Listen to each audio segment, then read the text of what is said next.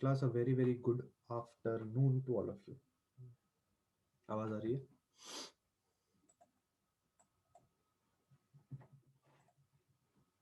Good afternoon, good afternoon. Start कर सकते हैं?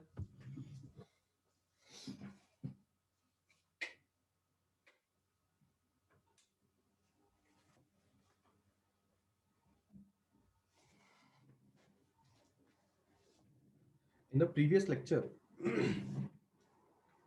हम लोगों ने सीरीज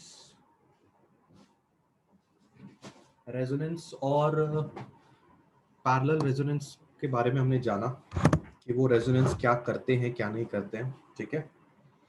और मैंने आपको ये भी बताया कि फ्रीक्वेंसी मैचिंग नाम की चीज होती है, यानी कि आप एक पर्टिकुलर फ्रीक्वेंसी को हाईलाइट करते हो। जिस पर्टिकुलर फ्रीक्वेंसी को आप हाईलाइट करते हो उस पर्टिकुलर फ्रीक्वेंसी को बोला जाता है रेजोनेंट फ्रीक्वेंसी, जिसको आप एफआर के नाम से जान सकते हो।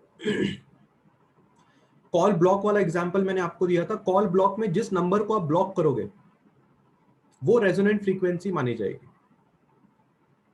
ठीक है। रेडियो में जो भी रेडियो चैनल पे गाना बजता है उसको आप रेजोनेंट फ्रीक्वेंसी मानोगे। तो ये रेजोनेंट फ्रीक्वेंसी के आते ही हमारा निर्धारित कार्यक्रम हो जाना चाहिए। अब वो निर्धारित कार्यक्रम कैसे होता है उसके बारे में आज हम स्टडी करने जा रहे हैं। ठीक है। सबसे पहले हम लोग पढ़ने जा रहे हैं series resonance circuit. Series resonance circuit जो होता है वो इसलिए यूज किया जाता है ताकि जब आपका रेजोनेंट फ्रीक्वेंसी आए तो आपके सर्किट का करंट मैक्सिमम हो जाना चाहिए। बस अभी मेरी बातें सुन के लो। स्टार्टिंग के 10 मिनट, कल का एग्जाम्पल और आज की बातें मैं दोनों आपको रिलेट करके समझा दूंगा। बस मैं क्या कहने की कोशिश कर रहा हूं 10 मिनट तक ध्यान से सुन के लो। ठीक है। मैं वापस रिपीट करता हूं, रेजोनेंट फ्रीक्वेंसी वो फ्रीक्वेंसी है जिसके आने के बाद आप चाहते हो कि एक निर्धारित कार्यक्रम स्टार्ट हो जाए। एग्जाम्पल के तौर पे रेडियो में रेजोनेंट फ्रीक्वेंसी आते ही आप चाहते हो कि गाना बजना शुरू हो जाए। तो ये रेजोनेंट फ्रीक्वेंसी आने के टाइम पे गाना बजना इज इक्वलेंट लाइक आपका करंट मैक्सिमम होना। बात को समझो। जब आप रेडियो में गाना बजने की बात कर रहे हैं तो इसका मतलब उस पर्टिकुलर पॉइंट पे आपका करंट जो है वो मैक्सिमम हो रहा है, तभी तो गाना बज रहा है। गाना बजना टेक्निकल टर्म में करंट का मैक्सिमम होना। अगर आप पैरेलल रेजोनेंट सर्किट में रेजोनेंट फ्रीक्वेंसी लाएंगे तो वहां करंट मिनिमम हो जाता है, इसलिए कॉल कट हो जाता है। कॉल कट होने के लिए सर्किट का करंट मिनिमम हो जाना पड़ेगा, तभी तो कॉल ऑटोमेटिकली कट हो जाएगा। आपने कॉल कट किया नहीं, एक रिंग बजने के बाद कॉल ऑटोमेटिकली कट हो गया कि नहीं हो गया? किसने कट किया, कैसे कट किया? सर्किट क्या करता है, सर्किट को जैसे ही पता चलता है कि रेजोनेंट फ्रीक्वेंसी हाजिर हो गई है, सर्किट अपने करंट को मिनिमम कर देता है, जिससे कॉल ऑटोमेटिकली कट हो जाता है। वो किधर, कौन से सर्किट में होगा? वो सीरीज रेजोनेंस में नहीं, पैरेलल रेजोनेंस सर्किट में होगा, जो हम अभी पढ़ेंगे इसके बाद। तो सबसे पहले सीरीज रेजोनेंस सर्किट में हमने अपने दिमाग में खुद को कहा कि जब रेजोनेंट फ्रीक्वेंसी आएगी तो हमारा करंट मैक्सिमम हो जाएगा, और अगर हमारा करंट मैक्सिमम हो गया तो हमारा गाना बजेगा। इसका मतलब आप ये समझ रहे हैं शायद कि मैं आपसे ये कहने की कोशिश कर रहा हूं कि रेडियो में गाना बजाने के लिए सीरीज रेजोनेंस सर्किट का इस्तेमाल किया जाता है और मोबाइल फोन में कॉल कट करने के लिए पैरेलल रेजोनेंस सर्किट का इस्तेमाल किया जाता है। आप अपने दिमाग में सबसे पहले इस चीज को फिट करें कि अगर मैंने कल के एग्जाम्पल में कॉल कट या ब्लॉक आपको समझाया था, तो इसका मतलब आपका जो करंट है वो मिनिमम हो जाएगा, तभी तो कॉल कट होगा। और अगर मैंने आपको पिछले लेक्चर में रेडियो में सॉन्ग्स प्ले करने का मैंने अगर आपको बताया था, तो सॉन्ग्स प्ले करने का मतलब आपका करंट मैक्सिमम होना चाहिए। सोच के देखिए, करंट मैक्सिमम मतलब वोल्टेज मैक्सिमम, तभी तो गाना बजेगा।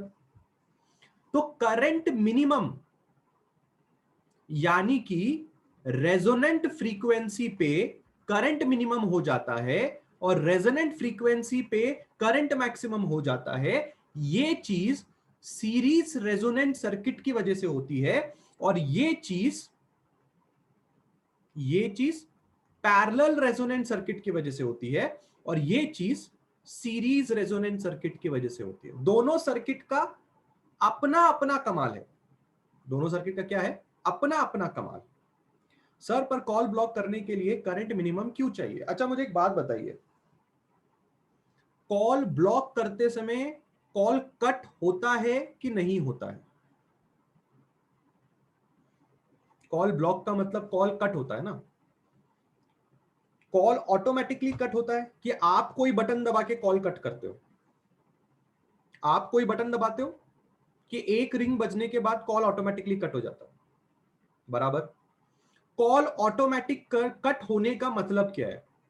सर्किट के अंदर का वोल्टेज, सर्किट के अंदर का वोल्टेज, सर्किट के अंदर का करंट अगर घट जाए तो आने वाला कॉल ऑटोमेटिकली डिस्कनेक्ट हो जाएगा।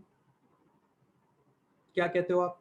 सर्किट की नजर से अगर सोचोगे तो सर्किट अगर काम करता है तो वो वोल्टेज के बेसिस पे काम करता है, और अगर सर्किट काम नहीं करेगा तो वोल्टेज के बेसिस पे नहीं करेगा। तो आप वोल्टेज को बढ़ा के और घटा के सर्किट का काम करना या ना करना डिसाइड कर सकते हो। पर सर्किट का अगर करंट भी घटता है या बढ़ता है तो सर्किट बंद या चालू किया जा सकता है। क्या बोलते हो आप लोग इस बात पे? कितने लोग को ये बात सही लग रही है कि अगर मुझे कॉल को कट करना है तो मुझे मेरे करंट को गिराना पड़ेगा, और अगर मुझे गाना बजाना है तो मुझे करंट को बढ़ाना पड़ेगा? What do you think? How many people feel that this thing is clear? क्या सब लोगों को ये बात में दम नजर आ रहा है? क्या कहते हैं सब लोग? बढ़िया, ठीक है। अब एक और चीज क्या आपने अपने दिमाग में फिटअप कर ली है? रेजोनेंट फ्रीक्वेंसी आते ही, रेजोनेंट फ्रीक्वेंसी आते ही पैरेलल रेजोनेंट सर्किट के अंदर करंट मिनिमम हो जाता है। रेजोनेंट फ्रीक्वेंसी आते ही पैरेलल रेजोनेंट सर्किट के अंदर करंट अगर मिनिमम हो जाता है तो सीरीज रेजोनेंट सर्किट के अंदर करंट मैक्सिमम हो जाता है। तो अब आप डिसाइड करो कि आपको कौन सा सर्किट कहां यूज करना है। अगर मुझे कॉल ब्लॉक करना है तो मैं पीसीआर यूज करूंगा, पीआरसी यूज करूंगा, क्योंकि मैं जानता हूं कि कॉल ब्लॉक फीचर के लिए करंट मिनिमम हो जाना चाहिए। तो आपके मोबाइल में पीआरसी और एसआरसी दोनों होता है, depending on the task. Depending on the task कौन सा सर्किट यूज करना है वो अपन ऑटोमेटिकली चूज कर लेते हैं।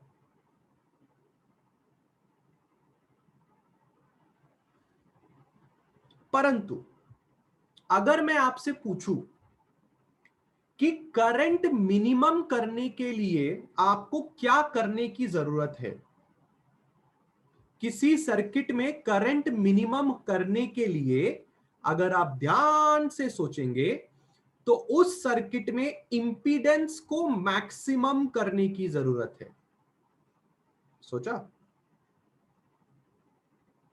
सोच के देखो, करंट का बढ़ना या घटना रेजिस्टेंस डिसाइड करता है। करंट का बढ़ना या घटना कौन डिसाइड करता है? रेजिस्टेंस डिसाइड करता है। और आप अब कौन सा सर्किट पढ़ रहे हो? आप अभी इंडक्टर, रेजिस्टेंस और कैपेसिटर, इन तीनों को जब साथ में रखते हो तो इंपीडेंस पैदा होता है। आई होप अगर आपको याद होगा, इंपीडेंस भी एक तरह का रेजिस्टेंस ही है। अगर करंट मिनिमम होना चाहिए तो आपका Z मैक्सिमम होना चाहिए, और अगर आपका करंट मैक्सिमम होना चाहिए तो आपका Z मिनिमम होना चाहिए। तो रेजिस्टेंस बढ़ता और घटता है, जिसकी वजह से करंट घटता और बढ़ता है, रेजोनेंट फ्रीक्वेंसी आने की वजह से।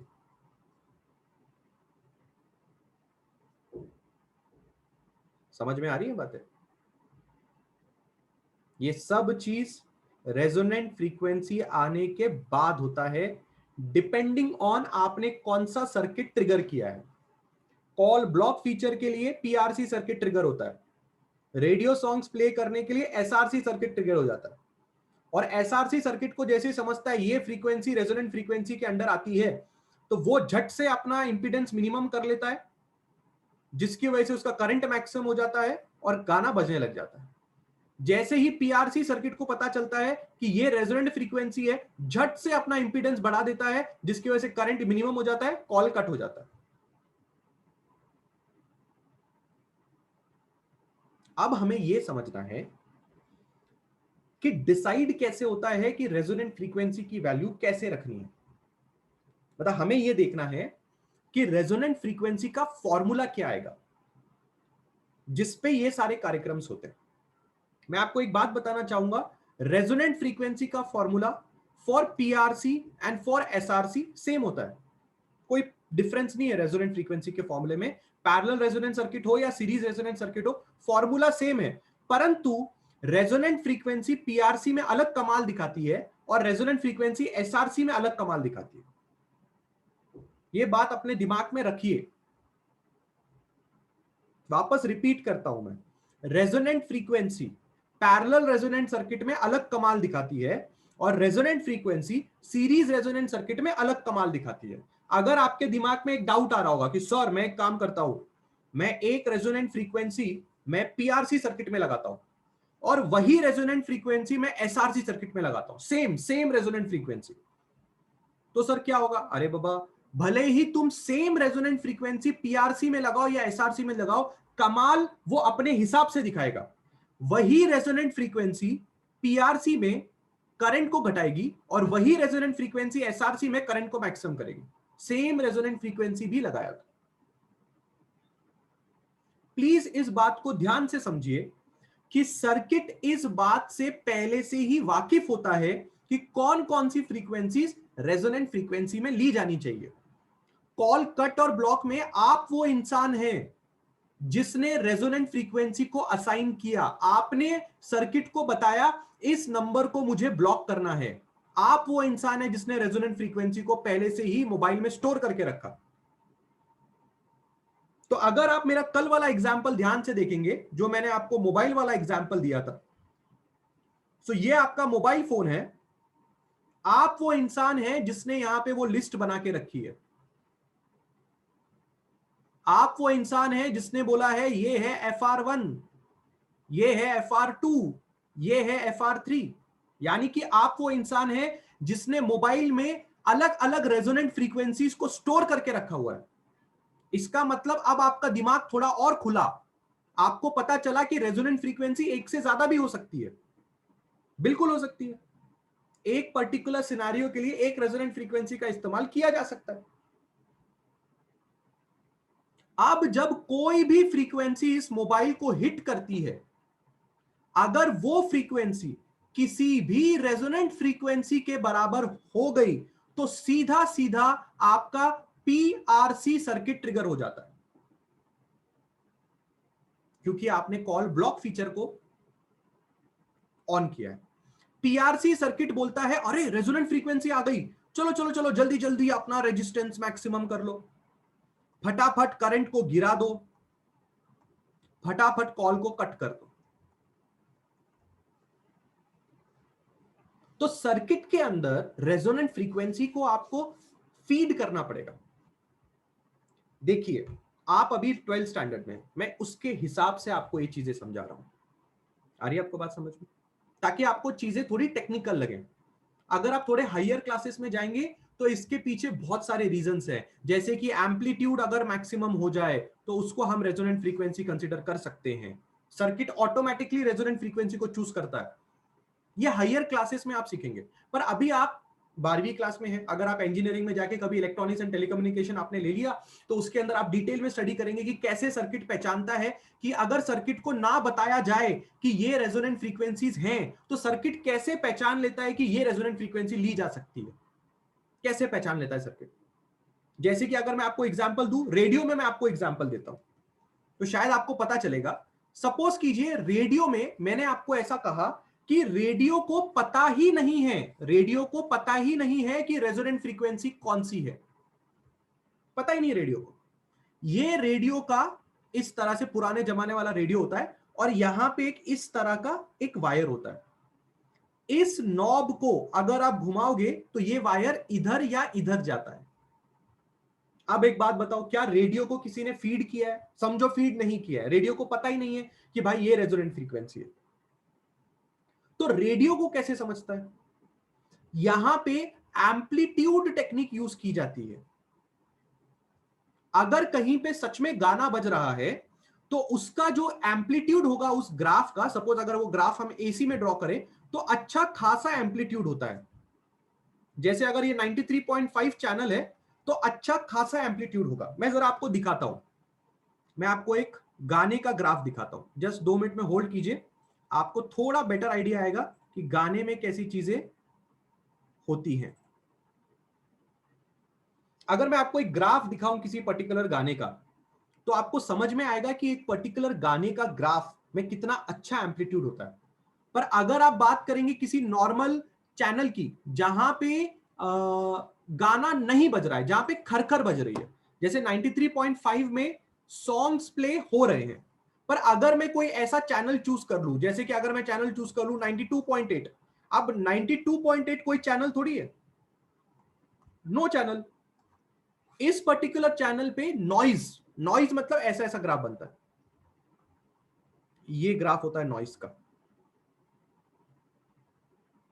तो इस एम्पलीट्यूड के बेसिस पे भी रेडियो जज कर लेता है कि भाई यहां पे रेजोनेंट फ्रीक्वेंसी है, क्योंकि यहां अच्छा खासा एम्पलीट्यूड मिल रहा है।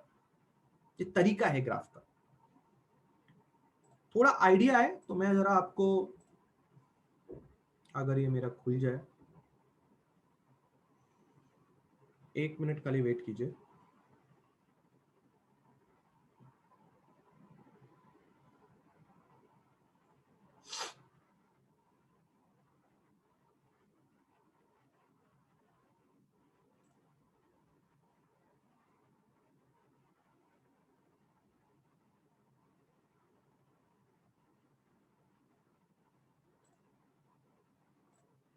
ओके, अब सब लोग अपने स्क्रीन पे एक सॉफ्टवेयर देख सकते हैं, ठीक है। इस पर्टिकुलर सॉफ्टवेयर पे अगर मैं कोई भी गाना मैं यहां पे लाने की कोशिश करूं, for an example let's take this song here, ठीक है। ये सॉन्ग मैंने यहां पे लाके रख दिया। अब आप इस सॉन्ग में ग्राफ देखो,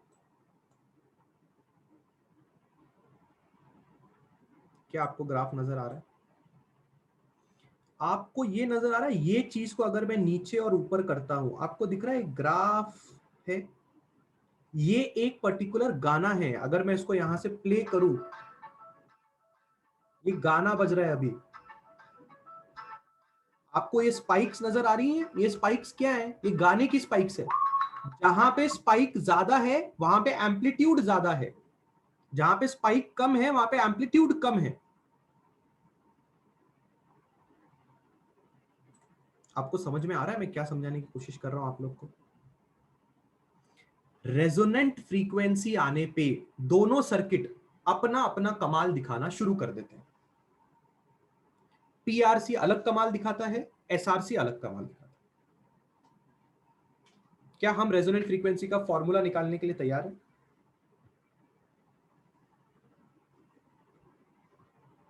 पक्का? सबसे पहले हम एसआरसी सर्किट देख लेते हैं।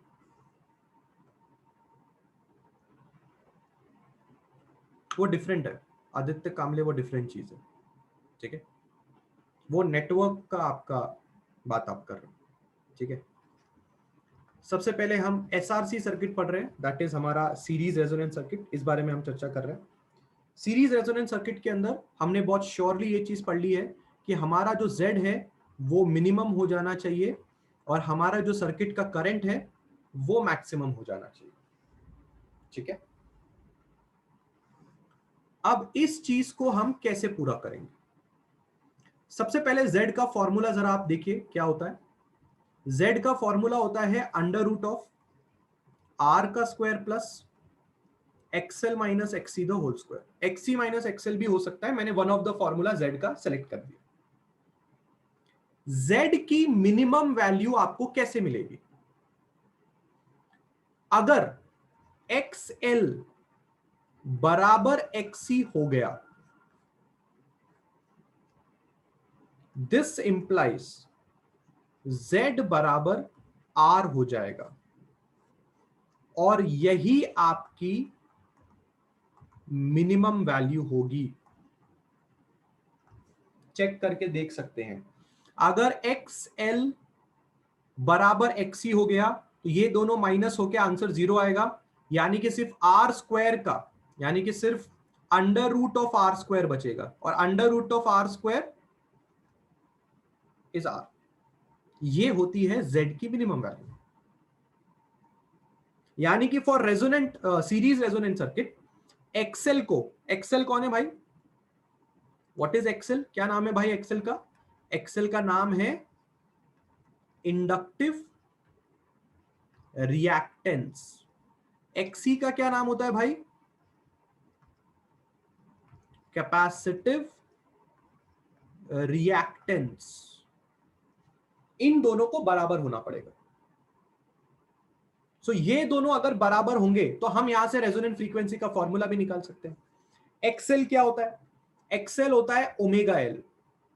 एक्सी क्या होता है? 1 अपॉन ओमेगा सी, अगर आपको फॉर्मूलेज याद है तो। यहां से हम एक काम करते हैं, ओमेगा स्क्वायर बराबर 1 अपॉन एलसी लिख लेते हैं, ठीक है। ओमेगा बराबर 1 अपॉन रूट एलसी लिख लेते हैं। ओमेगा को लिख सकते हैं 2 pi F 1 upon root LC. इस एफ को एफ आर लिख लो क्योंकि ये रेजोनेंट फ्रीक्वेंसी हम इसको मान सकते हैं। तो रेजोनेंट फ्रीक्वेंसी का फॉर्मूला आएगा 1 upon 2 pi under root LC. ये है आपके रेजोनेंट फ्रीक्वेंसी का फॉर्मूला।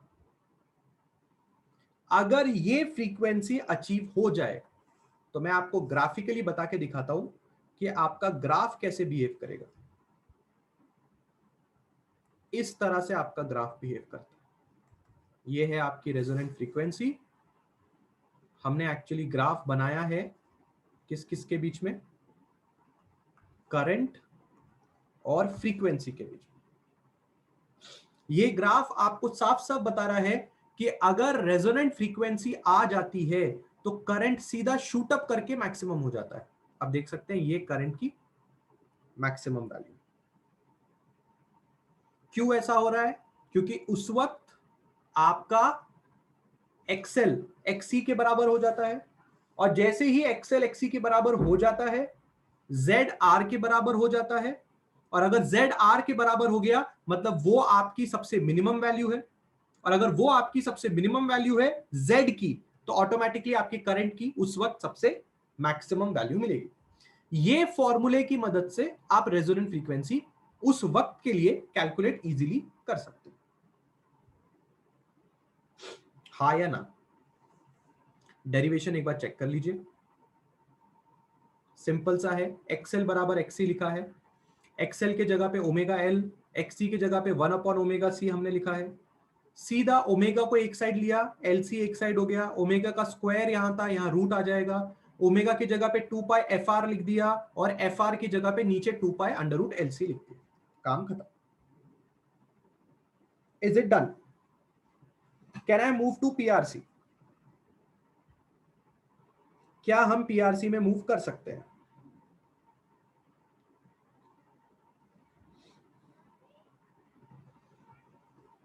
फटाफट सबका रिप्लाई आना चाहिए, can we move to PRC? Okay, PRC का सर्किट कैसा होगा क्लास, पर पीआरसी के बारे में पहले बातचीत कर लेते हैं। First let's talk about PRC. Parallel resonant circuit में Z मिनिमम हो जाना चाहिए, सॉरी Z मैक्सिमम हो जाना चाहिए, करंट मिनिमम हो जाना चाहिए जब आपकी रेजोनेंट फ्रीक्वेंसी आ जाती है एट रेजोनेंट फ्रीक्वेंसी। ठीक है, डायग्राम में मैंने आपको एक चीज बताई थी कि इस वक्त डायग्राम में सिर्फ और सिर्फ आपका इंडक्टर और आपका कैपेसिटर ही होता है, और यहां आपका ई हो गया। वैसे रजिस्टर भी लगा सकते हैं, आपके टेक्स्ट बुक ने रजिस्टर नहीं लगाया इसलिए हमने रेजिस्टेंस नहीं लगाया, पर पैरेलल रेजोनेंस सर्किट में भी आप रजिस्टर, इंडक्टर और कैपेसिटर तीनों को पैरेलल में लगा सकते हैं। पर आपका टेक्स्ट बुक सिर्फ दोनों बनाता है, इसलिए अभी आपको रजिस्टर लगाना, आप ऐसे भी लगा सकते हैं, इस तरह से भी आप रजिस्टर लगा सकते हो। ठीक है, इंडक्टर और कैपेसिटर को ही क्यों कंसिडर किया गया? अगर आप यहां पे ध्यान से देखेंगे तो आपको समझ में आएगा कि कोई भी करंट अगर यहां से आता है तो समझो यहां से करंट गया IL, यहां से करंट गया IC। आप इतनी बात तो अच्छी तरह से जानते हैं ना कि पैरेलल में करंट डिवाइड हो जाता है। और एक चीज है, पैरेलल में EMF सेम रहता है, ये बात भी आप अच्छी तरह से जानते हैं। तो यहां से लेके यहां तक EMF, यहां से लेके यहां तक EMF। आप देख सकते हैं इंडक्टर के अक्रॉस जो EMF है वही EMF कैपेसिटर के अक्रॉस है, और वही आपका टोटल EMF।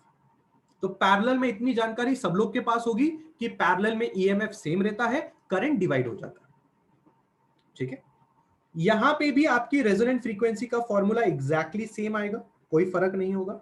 डिराइव कैसे करना है मैं आपको दिखा देता हूं, सिंपल डेरिवेशन है, पर सबसे पहले हम हमारा प्रीवियस नॉलेज का इस्तेमाल करेंगे।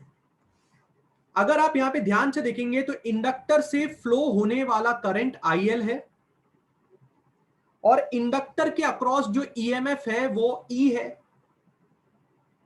आप अच्छी तरह से जानते हैं कि इंडक्टर का EMF लीड करेगा करंट को बाय π/2, फेज में हमने ये चीज सीखी। बट कैपेसिटर में कैपेसिटर का करंट लीड करेगा EMF को बाय π/2। आई होप आप ये बातें भूले नहीं है।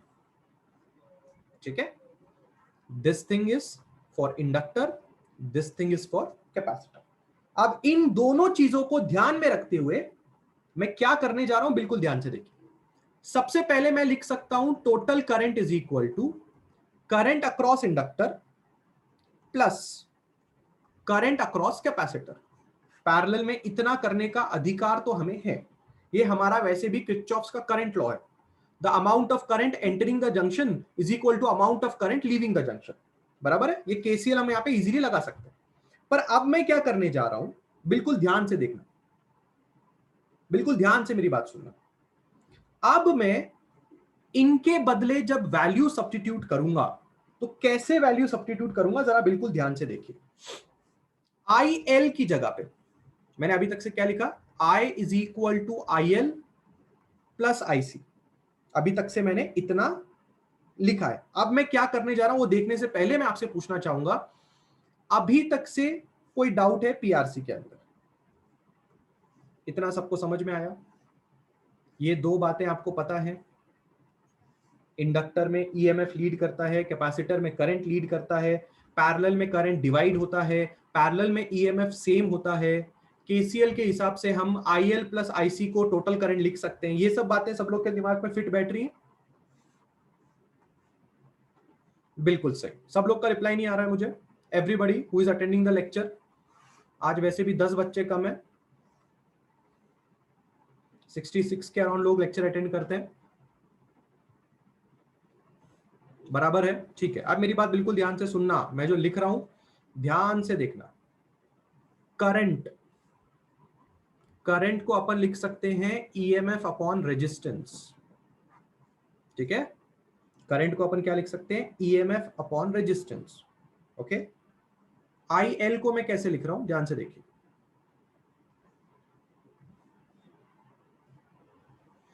यहां पे मैं आई रख रहा हूं, आई एल को मैं लिख रहा हूं E naught by XL sign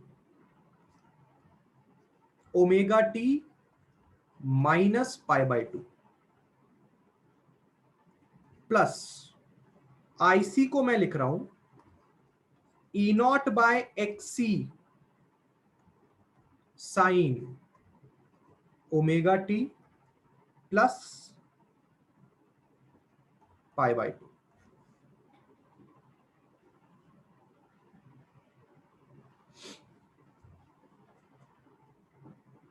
ध्यान से देख लीजिए लिखने का तरीका क्या है। सबसे पहले मैंने आईएल को लिखा ईएमएफ अपॉन रेजिस्टेंस, आईएल की जगह पे लिखा ई नॉट अपॉन एक्सएल, क्योंकि इंडक्टर का रेजिस्टेंस एक्सएल होता है।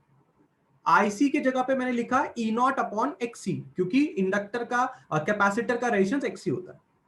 परंतु मुझे यह भी तो बताना है कि करंट जो है वो ईएमएफ से लैग कर रहा है। कितने से लैग कर रहा है, पाई बाय 2 से। अगर आप यहां पे आके ध्यान से देखेंगे तो यहां पे क्या लिखा है, EMF lead current by pi by 2, और अपन उल्टा कैसे बोल सकते हैं, current lags EMF by pi by 2। पहले लेक्चर में सिखाया था, अगर कोई चीज किसी से लीड कर रही है तो वही चीज पहली वाली चीज से लैग करती है।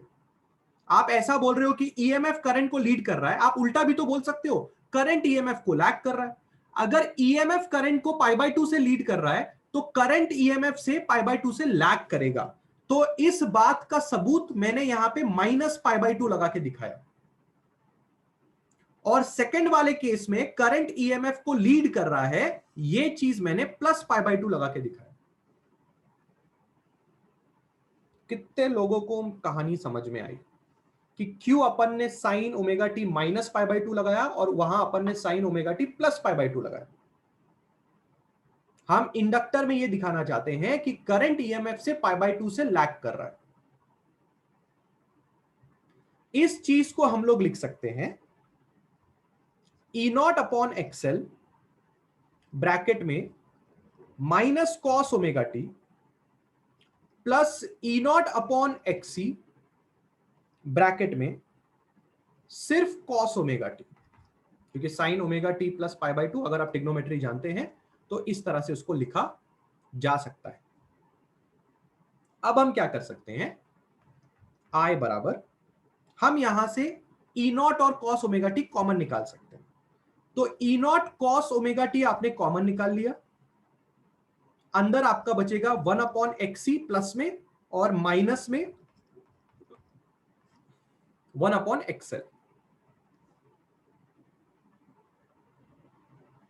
करंट बराबर ई not cos omega T.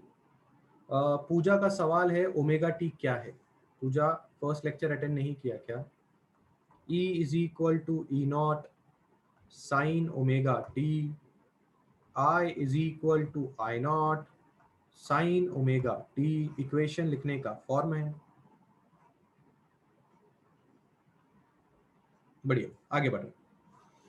Bracket 1 upon XC को कैसे लिख सकते हैं, एक्सी का क्या फॉर्मूला है, एक्सी का फॉर्मूला है 1 अपॉन ओमेगा सी, एक्सएल का फॉर्मूला है ओमेगा एल। आपको ये दो बातें तो पता होंगी। तो 1 अपॉन एक्सी कैसे लिख सकते हैं,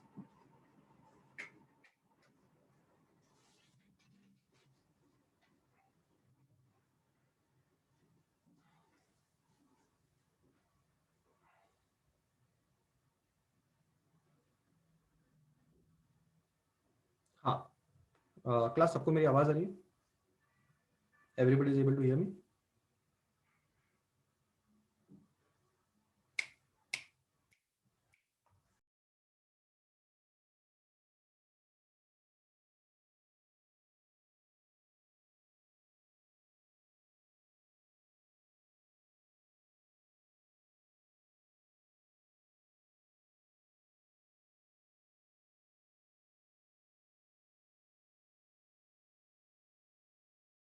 क्लास सबको मेरी आवाज आ रही है?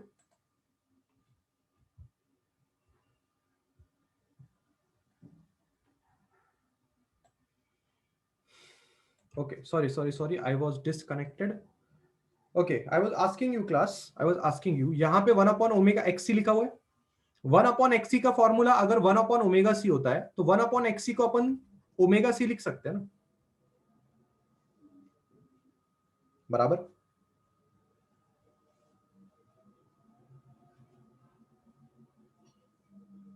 अच्छा, माइनस एक्सएल को क्या लिख सकते हैं? 1 अपॉन ओमेगा एल, बराबर। ये कितने को समझा? ये कितने को समझा? चेक कर लो एक बार, चेक कर लीजिए कितने लोग के दिमाग में बात फिट बैठी। मैंने क्या लिखा? 1 अपॉन एक्सी को मैंने ओमेगा सी क्यों लिखा समझा? क्योंकि वो पहले से ही 1 अपॉन ओमेगा सी होता है, वो पहले से ही 1 अपॉन ओमेगा सी होता है, बराबर। डन, ठीक है। अब इस इक्वेशन को देख के मुझे एक बात बताओ, अगर हम चाहते हैं, इस इक्वेशन को ध्यान से देखना, मुझे एक बात बताना, अगर हम चाहते हैं कि आई की वैल्यू मिनिमम हो जाए, मिनिमम यानी कि समझो लगभग जीरो हो जाए, तो आई की वैल्यू जीरो कैसे होगी? फॉर आई बराबर मिनिमम यानी कि जीरो, तो इस इक्वेशन को देख के बताओ आई की वैल्यू जीरो कैसे होगी? देख के बताओ, सोचो सोचो, बिल्कुल सही। आई जीरो कब होगा? इफ ओमेगा सी बराबर 1 अपॉन ओमेगा एल हो गया तो। क्या लगता है तुमको? अगर ये चीज ओमेगा सी और ये 1 अपॉन ओमेगा एल दोनों बराबर हो गए तो पूरा इक्वेशन जीरो हो जाएगा कि नहीं हो जाएगा? बराबर है, बराबर है। चेक कर लो और एक बार सब लोग अच्छे से। इस इक्वेशन के आने के बाद हमने हमसे पूछा कि करंट की वैल्यू अगर मिनिमम यानी कि जीरो होनी चाहिए, तो इस इक्वेशन में ऐसा क्या होना चाहिए कि करंट की वैल्यू जीरो हो जाए? तो सवाल ये मिला, अगर ये omega C 1 upon omega L के बराबर हो गया तो दोनों माइनस होकर आंसर जीरो आएगा, पूरा टर्म जीरो हो जाएगा, काम खत्म हो जाएगा। कितने लोग को ये बात समझ में आएगी? अगर omega C 1 upon omega L के बराबर है तो यहां से ओमेगा स्क्वायर कितना आएगा? 1 अपॉन एल सी। ओमेगा कितना आएगा? 1 upon root L C. Omega की जगह पे क्या लिख सकते हैं? 2 pi F R 1 upon root L सी।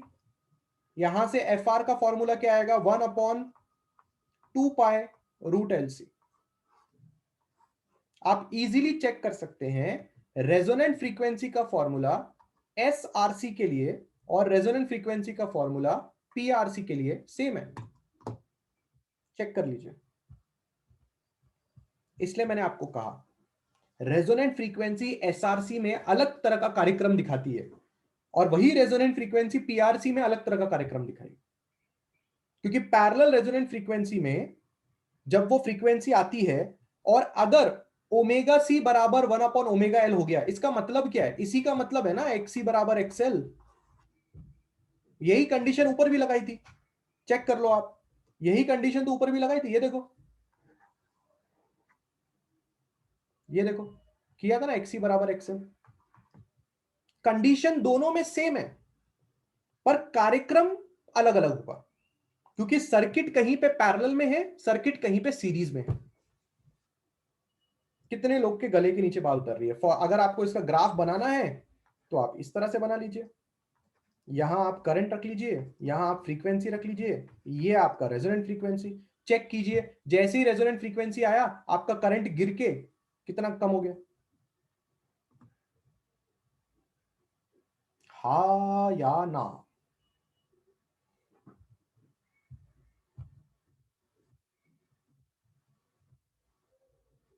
डन डना डन, पक्का। फॉर्मूला याद रहेगा रेजोनेंट फ्रीक्वेंसी का, FR is equal to 1/2 pi under root LC। 1/2 pi under root LC, ये रेजोनेंट फ्रीक्वेंसी का कमाल है। यहाँ पे मैंने शॉर्ट में SRC और PRC का मैंने यहाँ पे कार्यक्रम लिखा है, ये शॉर्ट में यहाँ पे कार्यक्रम लिखा गया है, ठीक है। PRC में रेजिस्टेंस मैक्सिमम होता है, करंट मिनिमम होता है। SRC में रेजिस्टेंस मिनिमम होता है, करंट मैक्सिमम होता है रेजोनेंट फ्रीक्वेंसी आने पे। अगर कोई आपको एग्जांपल्स देने के लिए बोलेगा तो PRC में कॉल कट का एग्जांपल देना और SRC में रेडियो का एग्जांपल देना। ग्राफ एग्जाम में बनाना मत भूलना, ठीक है। ग्राफ इस बात का सबूत है कि यहां पे करंट मैक्सिमम हो रहा है और यहां पे करंट मिनिमम हो रहा है।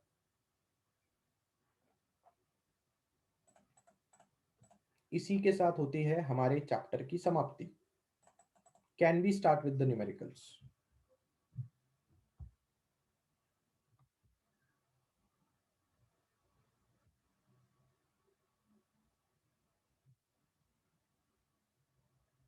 तैयार?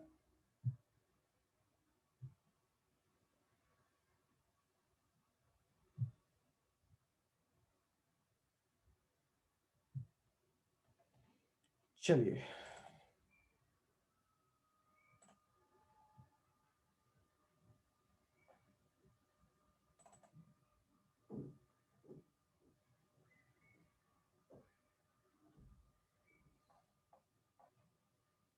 एक मिनट, न्यूमेरिकल निकाल लेते हैं। आप लोग के पास टेक्स्ट बुक्स होंगी, आप भी न्यूमेरिकल्स निकाल लो लास्ट वाले।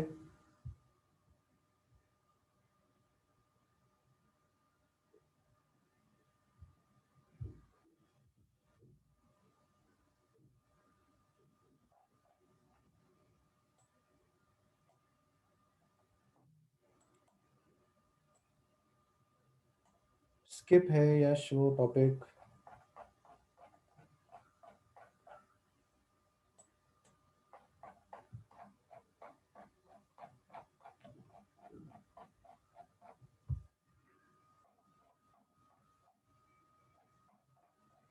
गायत्री, डायरेक्ट क्वेश्चंस आते हैं, अभी हम करेंगे उसके ऊपर क्वेश्चंस।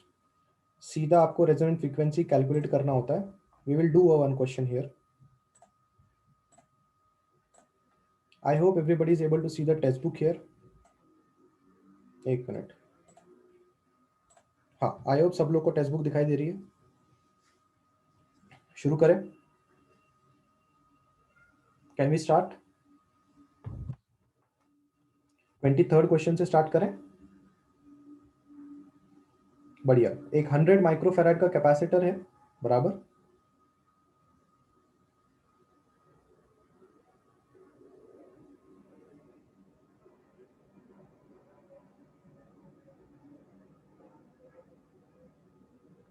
एक 100 माइक्रोफेराड का कैपेसिटर है, is charged with 50 volt source supply, ठीक है। एक 50 वोल्ट का सोर्स सप्लाई वहां पे लगाया गया। Then the source supply is removed and the capacitor is connected across a inductance.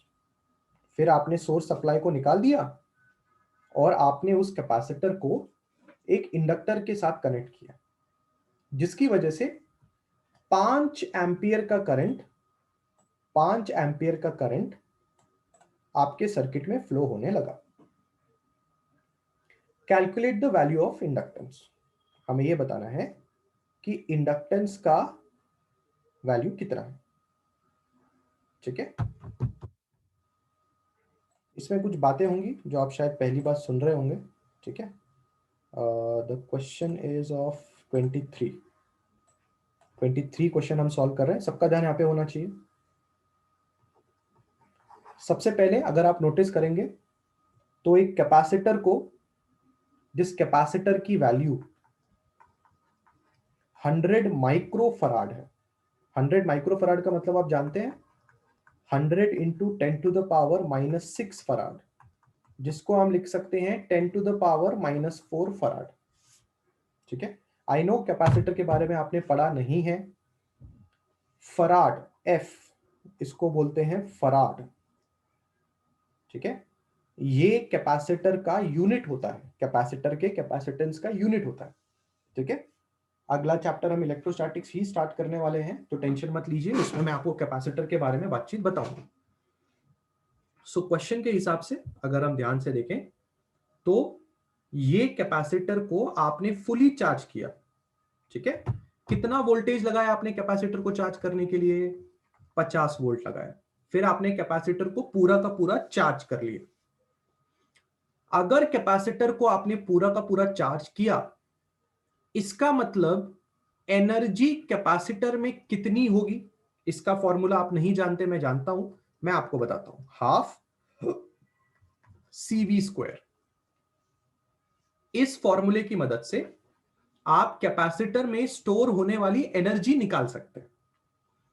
तो क्योंकि उन्होंने कहा कि कैपेसिटर पूरा चार्ज हो गया है, तो इस फॉर्मूले में मैं सारी वैल्यूज को पुट कर रहा हूं और मैं कैपेसिटर में स्टोर होने वाली टोटल एनर्जी यहां से इजीली निकाल सकता हूं। पर अगर आप क्वेश्चन ध्यान से पढ़ेंगे तो क्वेश्चन में यह कहा गया है कि कैपेसिटर को फुली चार्ज करने के बाद इंडक्टर के साथ कनेक्ट कर दिया गया। कैपेसिटर को फुली चार्ज करने के बाद इंडक्टर के साथ कनेक्ट कर दी, यानी कि यह क्वेश्चन LC ऑसिलेशन का बनता है, जो हमने पिछले से पिछले लेक्चर में पढ़ा।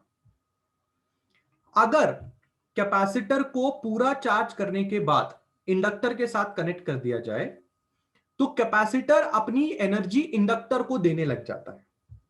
यह बात आप अच्छी तरह से जानते हैं। तो हम ये साफ साफ कह सकते हैं कि कैपेसिटर के अंदर की जो एनर्जी है वो इंडक्टर के अंदर की एनर्जी के बराबर हो सकती है कनेक्ट करने के बाद। तो कैपेसिटर में जो एनर्जी स्टोर होती है वो हाफ CV स्क्वायर होती है, पर इंडक्टर में जो एनर्जी स्टोर होती है वो हाफ LI स्क्वायर होती है। ये फॉर्मूला आपने EMI चैप्टर में पढ़ा। ठीक है, तो अब यहां से हाफ और हाफ आप कैंसिल करें, L की वैल्यू आपको मिलेगी CV square by I square. Check कर लीजिए, C कितना है? 10 टू द पावर -4, V 50 का स्क्वायर, करंट 5 का स्क्वायर क्वेश्चन में दिया हुआ था। L की वैल्यू आनी चाहिए 10 टू द पावर -2 हेनरी। काम खत्म, डन। आप चेक कर सकते हैं आंसर मैच हो रहा होगा। यानी कि LC ऑसिलेशन में मैंने एक नॉलेज का इस्तेमाल किया कि जितनी भी एनर्जी कैपेसिटर के अंदर होगी वो सारी की सारी एनर्जी इंडक्टर को दे दी जाएगी। यस, इसमें लॉस वॉस हम इनकन सोच रहे हैं उसके बारे में, पर हमने यहां पे ऐसा मान लिया लगभग सारी की सारी एनर्जी इंडक्टर को दे दी जाएगी। हाफ CV स्क्वायर फॉर्मूला आप इलेक्ट्रोस्टैटिक्स में सीखेंगे, जहां पे आप कैपेसिटर में स्टोर होने वाली एनर्जी के बारे में बात करेंगे। Is it clear? चेक कर लीजिए, कोई डाउट है पूछ लीजिए।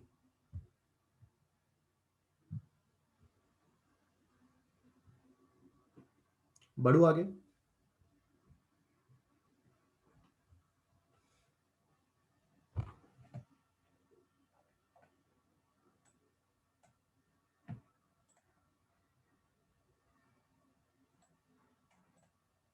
Can I move forward? सबको मेरी आवाज आ रही है क्या?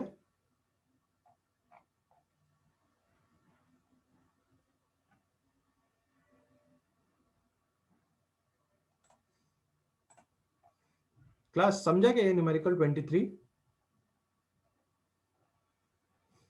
डन है। क्वेश्चन में करंट की वैल्यू 5 दी हुई थी, इसलिए मैंने यहां 5 पुट किया। हाफ हाफ यहां से कैंसिल हो गया, I स्क्वायर नीचे आ गया, L बराबर CV square bye R square, सब वैल्यू पुट किया, काम खत्म। अगले क्वेश्चन की तरफ जा रहे हैं। We are moving towards the next question. ठीक है, चलिए 22nd क्वेश्चन में पढ़ने जा रहा हूं। एक 10 माइक्रोफराड का कैपेसिटर है, is charged to a 25 volt potential. ठीक है, the battery is disconnected and a pure 100 millihenry coil is connected across the capacitor so that LC oscillation are set up. Calculate the maximum current in the coil. क्या आप ये question homework करना चाहेंगे? क्या आपको ऐसा लगता है कि 22 और 23 एग्जैक्टली सेम है? खाली 23 में करंट दिया था, इंडक्टर की वैल्यू पता करनी थी। 22 में इंडक्टर की वैल्यू दी है, करंट पता करना है। बाकी सब चीज एग्जैक्टली सेम। कैपेसिटर की एनर्जी इंडक्टर की एनर्जी के साथ इक्वेट करो, सब चीज पुट करो और करंट की वैल्यू निकालो। Same formula, everything same. Micro farad को कन्वर्ट करना आएगा आपको। माइक्रो का मतलब होता है 10 इंटू 10⁻⁻6। आपको मिली को कन्वर्ट करना आएगा 100 इंटू 10⁻⁻3। जिनको नहीं पता लिख लो। माइक्रो का मतलब मल्टीप्लाई करना होता है 10⁻⁻6 के साथ। मिली मतलब मल्टीप्लाई करना होता है 10⁻⁻3 के साथ। बाकी सब चीज सेम है। बोलिए 22 होमवर्क करेंगे? Exactly same as the 23। क्या हम आगे बढ़ सकते हैं? पक्का? फटाफट सबका रिप्लाई आना चाहिए।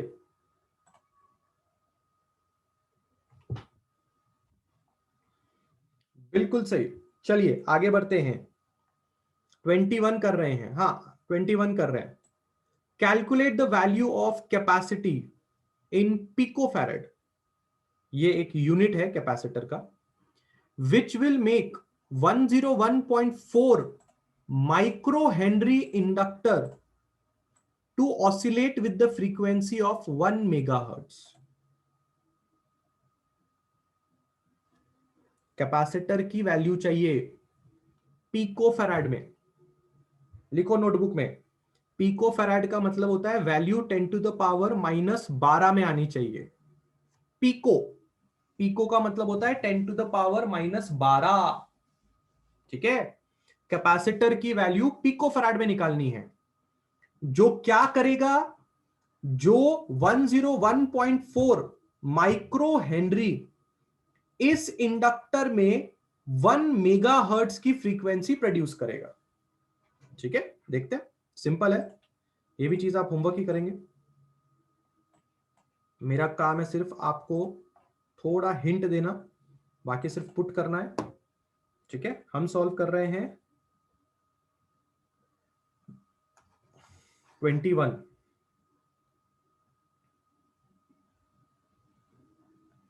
इंडक्टर की वैल्यू कितनी है पता है? 101.4 माइक्रो हेनरी। माइक्रो हेनरी का मतलब क्या होता है पता है? 10⁻⁻6 फैराड। फैराड नहीं, हेनरी। ठीक है। फ्रीक्वेंसी कितनी है? 1 मेगाहर्ट्ज। 1 मेगाहर्ट्ज। 1 मेगाहर्ट्ज मतलब 10⁻6 हर्ट्ज। ठीक है। हमने अभी अभी एक रेजोनेंट फ्रीक्वेंसी वाला फॉर्मूला सीखा, 1/2π√LC। Squaring on both the side करिए। रेजोनेंट फ्रीक्वेंसी का स्क्वायर अपॉन 4π² LC। यहां से C फाइंड करें। FR² नहीं, 1/4π²L FR²। चेक कर लीजिए, बराबर। अब क्या आपको 4 की वैल्यू पता है? हाँ। पाई की वैल्यू 3.14, एल दिया हुआ है। इस चीज को आप एफ आर मान लीजिए, फ्रीक्वेंसी को। सब चीज यहां पुट करें, बस इतना ध्यान रखें, आप कैपेसिटर का जो भी फाइनल आंसर निकालेंगे उसको आपको 10⁻⁻12 फराड में लिखना है, तो आपका पिको फराड में आंसर हो जाएगा। Simple and sweet. कर सकते हैं, चेक कर लीजिए।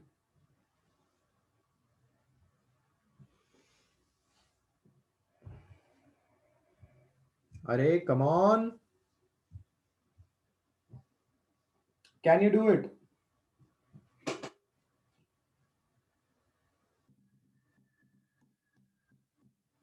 पक्का?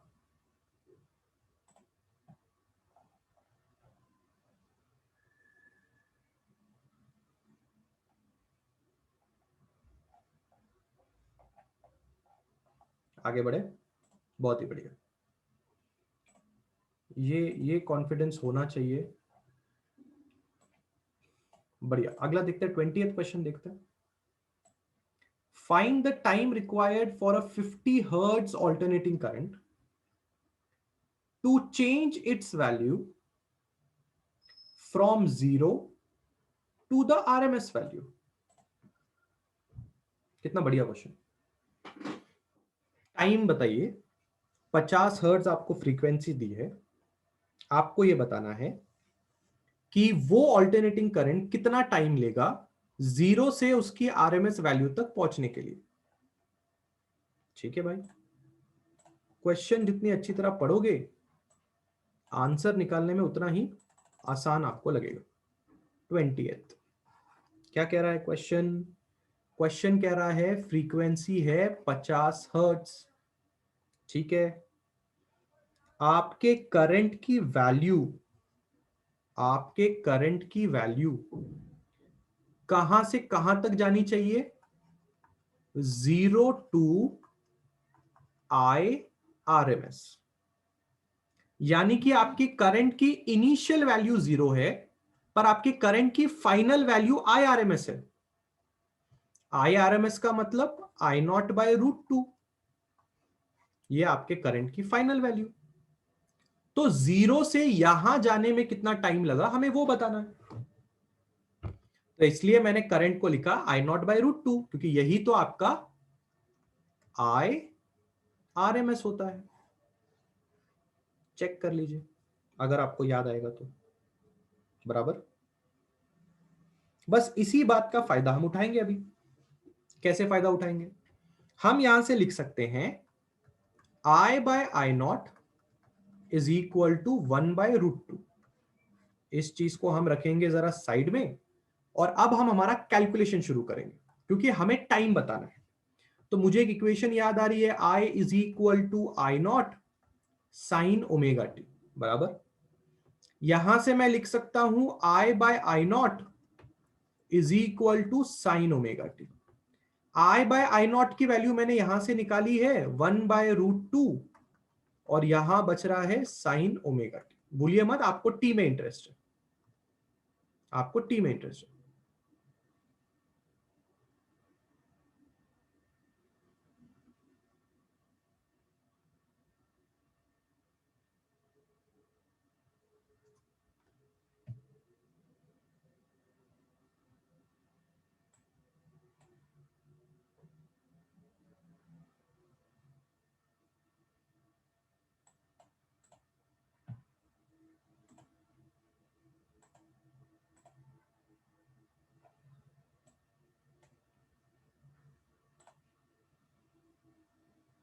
क्लास एक बार सब लोग चैट सेक्शन में रिप्लाई करो।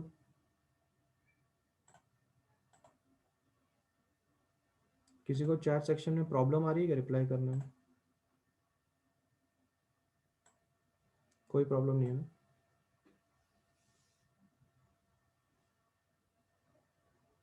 यश को आ रही है,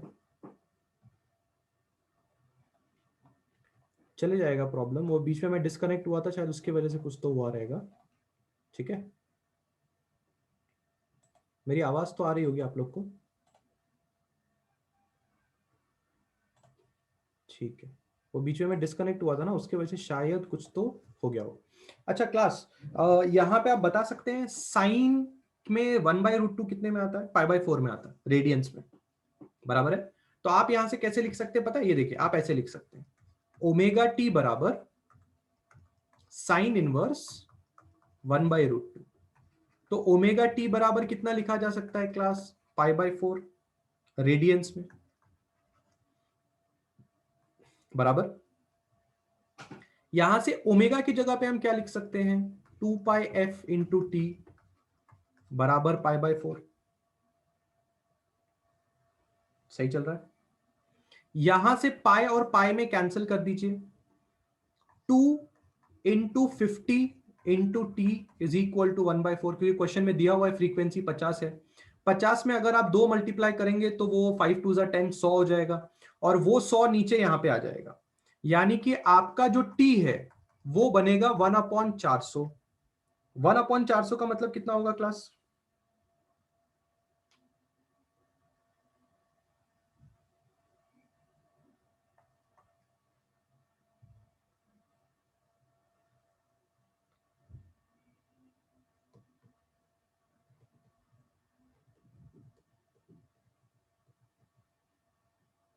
क्या हम आंसर को मैच कर पा रहे हैं?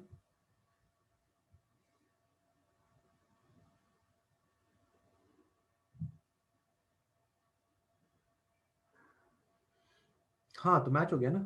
2.5 इंटू 10⁻³ सेकेंड्स मैच हो गया। चेक कर लीजिए।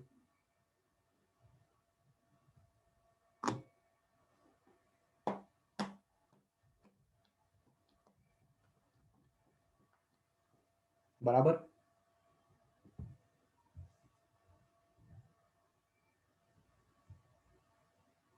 डन है। सिंपल था क्वेश्चन। Question was simple. खाली स्टार्टिंग में अगर थोड़ा बहुत दिमाग लग जाए कि करंट में हम I is equal to I0/√2 उसको मान ले और यहाँ पे I/I0 को 1/√2 ले ले, बाकी प्रोसेस में कोई प्रॉब्लम नहीं होनी चाहिए। सब पुट किया, साइन इनवर्स लिया, साइन 1/√2 का इनवर्स आप 5/4 लिख सकते हैं। ओमेगा की जगह पे 2πf पुट किया, पाई पाई कैंसिल किया, f की जगह पे 50, 50 इंटू 2 100, 100 में नीचे 400, 1/400 answer. Am I done with 28?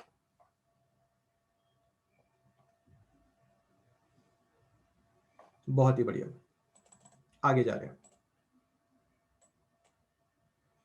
अगला क्या है भाई? हाँ, 28 के बाद है 19। ठीक है।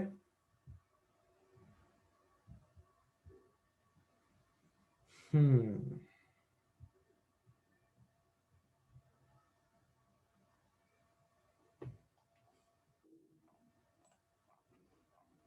18 17।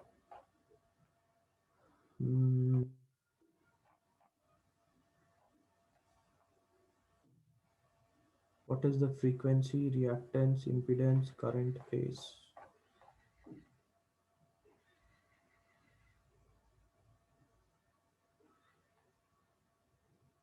Write the equation. AC circuit.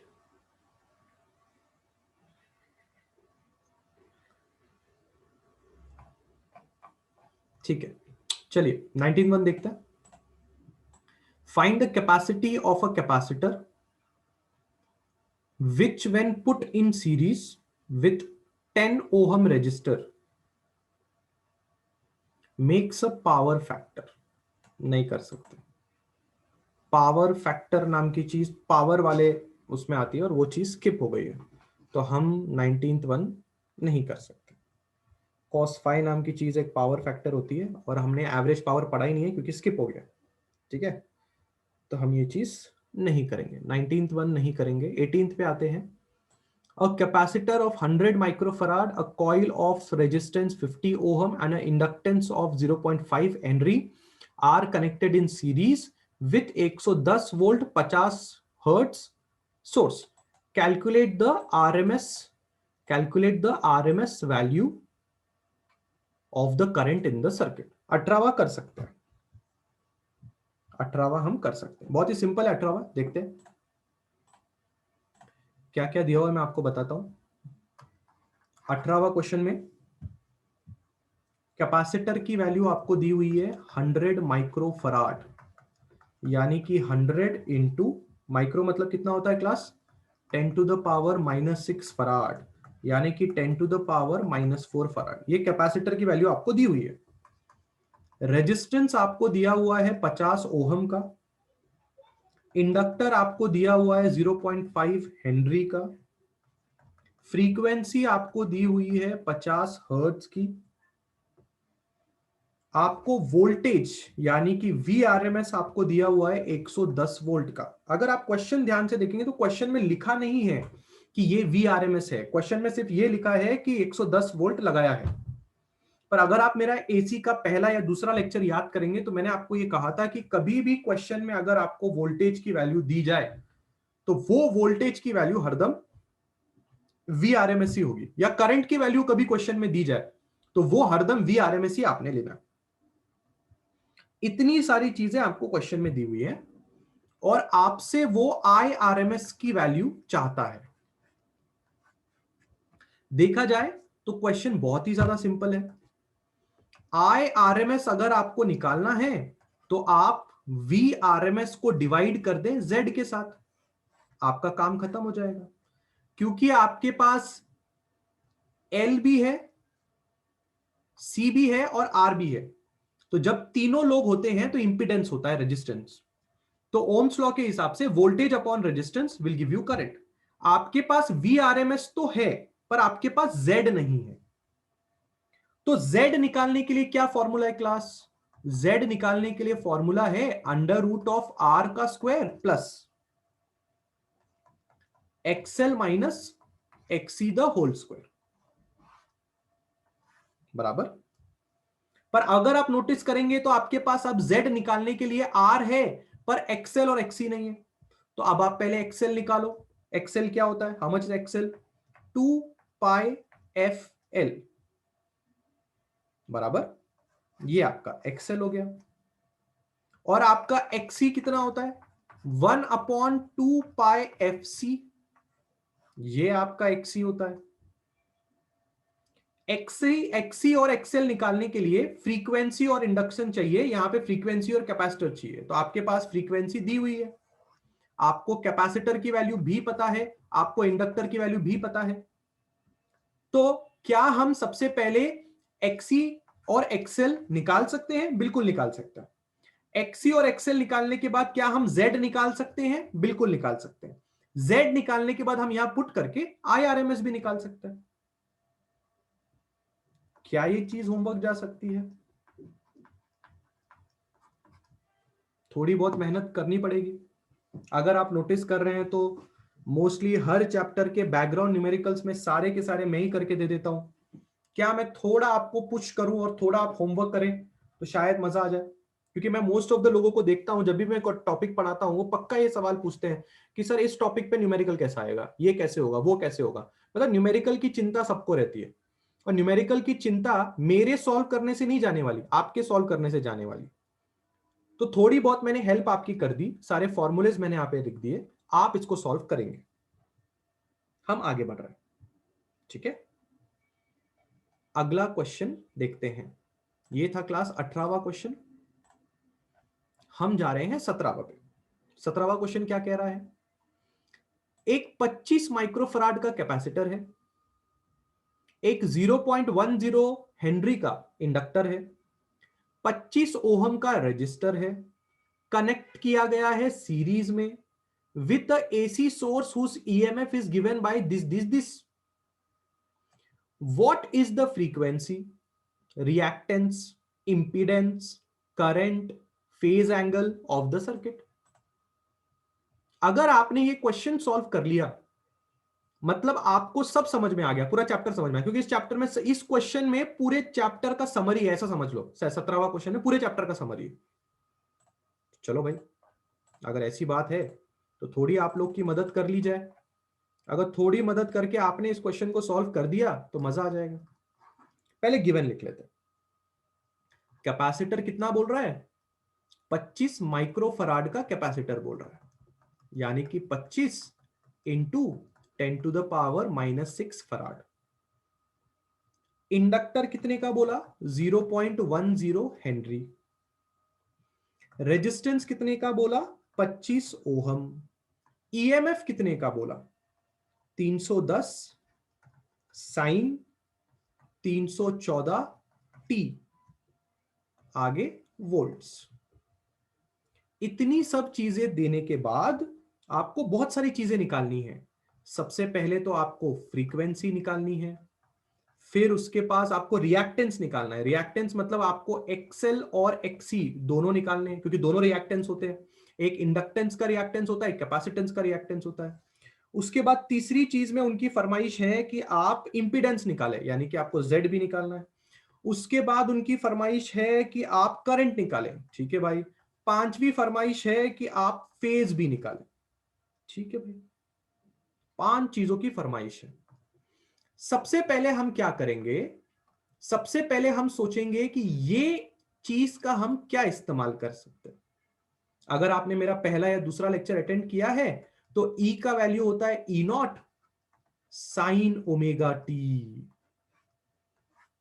आप इस स्टैंडर्ड इक्वेशन को और इस क्वेश्चन में दी हुई इक्वेशन को कंपेयर कर सकते हैं और आप लिख सकते हैं E नॉट बराबर 310 वोल्ट्स और आप लिख सकते हैं ओमेगा बराबर 314। क्या ख्याल है, लिख सकते हैं कि नहीं लिख सकते हैं? बराबर कंपेयर करना आएगा आपको, देख रहे हैं आप ये इक्वेशन याद करने का नतीजा कितना अच्छा है। ठीक है, अच्छा बताइए जरा ओमेगा को कैसे लिखते हैं आप? क्या मैं ओमेगा को 2 पाई एफ लिख सकता हूं? तो 2 पाई एफ बराबर 314 बराबर एफ बराबर 314 बाई 2 पाई, 314 बाई 2 पाई यानी कि 50 हर्ट्ज। बैठे बैठे मैंने पहला आंसर आपको निकाल के दे दिया, ये लो done, simple as that. Check कर लो, बराबर है। कॉन्फिडेंस आया, पहला चीज हो गया। अब मुझे बताओ एक्सएल और एक्सी निकाल लोगे कि नहीं निकाल लोगे? एक्सएल क्या होता है? 2 पाई एफ एल, ये तुमसे हो जाएगा। एक्सी क्या होता है? एक्सी होता है 1/2 पाई एफ सी। अब क्वेश्चन में जरा ध्यान से देखो, एफ तुम्हें अभी अभी निकाल के दिया, एल और सी तुम्हें पता है, तुम एक्सएल और एक्सी दोनों निकाल सकते हो, यानी कि सेकंड वाली चीज डन, बराबर। अब जेड तुम निकाल सकते हो, क्योंकि जेड के लिए तुम फॉर्मूला क्या यूज करोगे? R square plus XL minus XC the whole square. तुमने यहां से एक्सएल निकाला, यहां से एक्सी निकाला, आर क्वेश्चन में दिया हुआ है, एक्सएल पता है, एक्सी पता है, जेड भी डन हो गया, यानी कि थर्ड पार्ट भी डन हो गया। देख लो, क्या 1 2 3 पार्ट तुम कर सकते हो इजीली?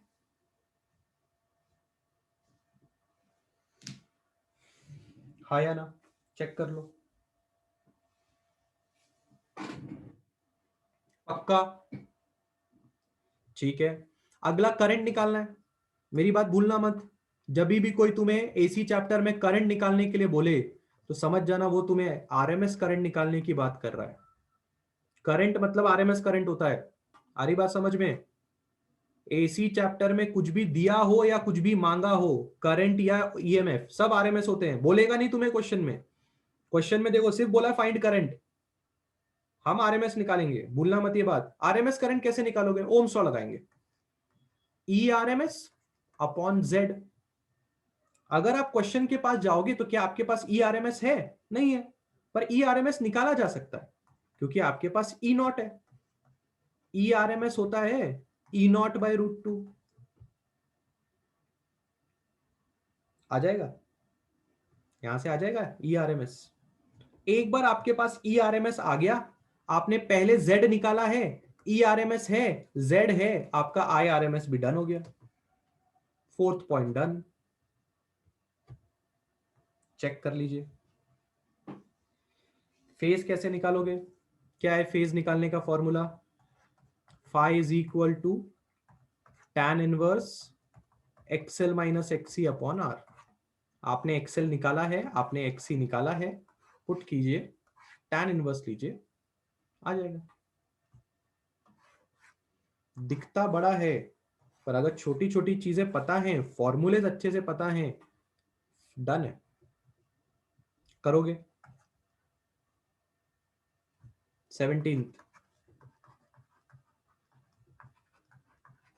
होमवर्क नहीं, मुझे हाफ होमवर्क लिखना चाहिए, पूरी चीज तो मैं ही बता रहा हूं।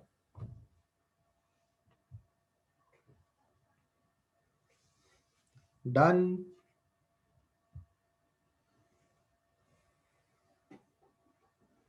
क्लियर?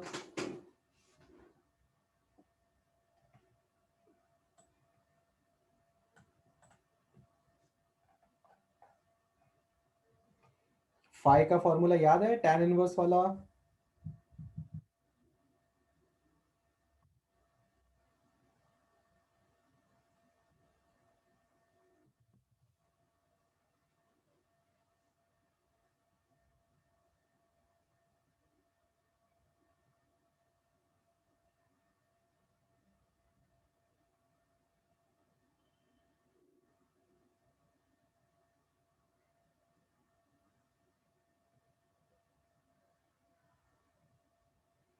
17 ठीक से कर दिया तो पूरा चैप्टर क्लियर है। बढ़िया। आप देखो ना, मैंने बात सही बोली कि नहीं बोली? 17th क्वेश्चन में पूरा चैप्टर है कि नहीं है? देख लो सारे फॉर्मूले। ये पहला lecture, E is equal to E naught is equal to this thing, E R M S निकालने का, E naught by root two, ये दूसरा लेक्चर। बराबर है कि नहीं है? एक्सेल एक्सीजेड तीसरा लेक्चर, फाइ देख लो। स्टार्टिंग पार्ट ऑफ द पूरा का पूरा तुम्हारा इसी एक न्यूमेरिकल में आ रहा है कि नहीं आ रहा है? फेज एंगल निकालने का, फाइ इज इक्वल टू, ये इंपीडेंस ट्रायंगल वाला एक लेक्चर में स्टार्टिंग में समझाया था, उस इंपीडेंस ट्रायंगल के समय भी ये बताया था, phi is equal to tan inverse XL minus XC upon are.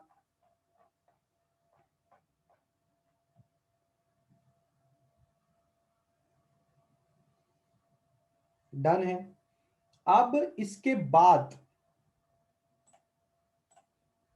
हमने अभी कौन सा कर लिया? अब हमने 17 भी कर लिया। अब इसके बाद बचते हैं 16, 15, 14, 13, 12, 11, मतलब 12 तक ही, 12 से लेके 16, यानी कि हमारे बचते हैं 1 2 3 4 5, है ना? 13th कैंसिल है क्या? क्यों कैंसिल है भाई 13th? और लाइट बल्ब इज रेटेड इतना इतना इतना, पावर वाला क्वेश्चन है क्या? Is 13th related to power? ठीक है, मतलब ऐसा समझ लीजिए, 1 2 3 4, 4 न्यूमेरिकल बचते हैं खाली। ठीक है, जो हम या आप ट्राई कर सकते हैं। अगर आपको लगे नहीं आ रहे हैं, दिमाग लगाइए थोड़ा, नहीं तो फिर नेक्स्ट लेक्चर में निपटा ले। डन। अगर आप ये 4 न्यूमेरिकल खुद से करते हैं तो नेक्स्ट लेक्चर में हम डायरेक्टली इलेक्ट्रोस्टैटिक्स स्टार्ट कर सकते हैं।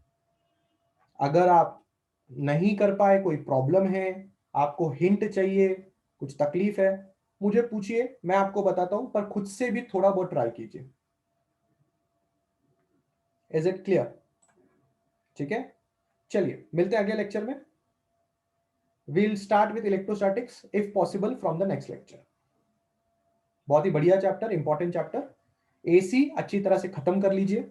अच्छा चैप्टर है, सिंपल चैप्टर है, टेंशन मत लीजिए। ईएमआई और एसी साथ साथ में आपको आगे बढ़ना है। सर कॉलेज बंद हो गए? सबके कॉलेज बंद हो गए? सबके कॉलेज बंद हो गए क्या?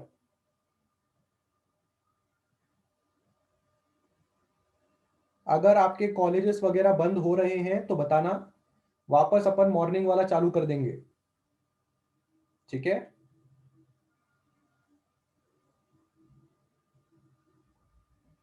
Akshita, might be a problem with your zoom, मतलब आप उस जूम के जो स्क्रीन है उसको थोड़ा पिंच करके बिगर और छोटा करो। ठीक है, अभी चालू है, पर शायद अगर केसेस और बढ़ते हैं तो शायद स्ट्रिक्ट एक्शंस लिए जाएंगे। और आप लोगों ने आज चेक किया, मैंने यूट्यूब पे सारे के सारे वीडियोस डाले हैं अभी। फ्लूइड के वीडियोस यूट्यूब पे आ गए हैं।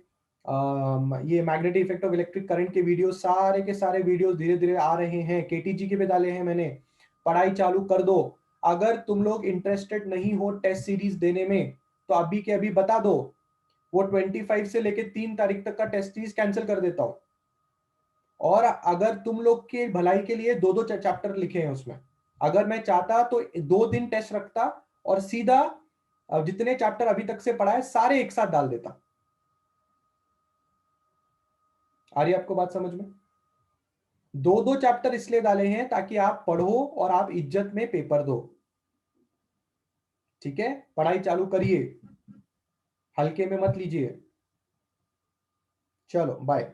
अक्षिता चेक कीजिए अगर फिर भी कुछ प्रॉब्लम आ रहा है, क्योंकि बाकी लोग को आई थिंक कोई प्रॉब्लम नहीं आ रहा है, या तो आपके मोबाइल का कोई इश्यू होगा या तो कुछ इश्यू होगा। चेक कीजिए, नहीं होता तो बताइए मुझे व्हाट्सएप पे। ठीक है, चलो बाय।